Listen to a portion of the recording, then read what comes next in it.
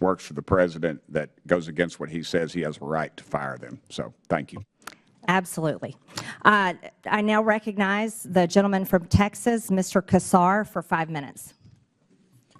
I'm going to do something that I've never done in a congressional hearing before, and that is plead for help from the American people, plead for help from my Republican colleagues on something that we actually all agree on, because lives are at stake right now.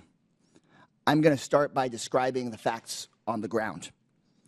Millions of people are at risk of dying of starvation in areas of the world where Democrats and Republicans have already agreed and committed to feeding them with American-grown food for humanitarian reasons and for global stability. But yesterday, I spoke with people in charge of warehouses in Sudan and Ethiopia, warehouses full of food, but because of Doge, that food is trapped in the warehouse out of reach of starving and dying moms and kids. In those two countries alone, 150,000 children and moms are at risk of dying this month if that food is not delivered from the warehouse to them right up the road. Everyone agrees that's not supposed to happen.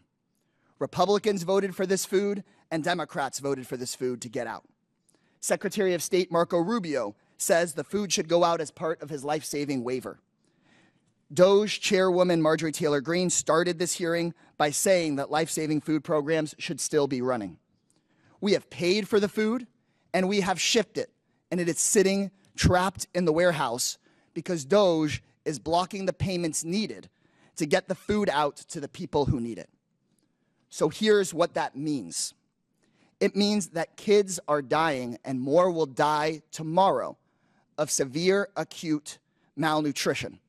If you want nightmares, just Google severe acute malnutrition and look at the photos.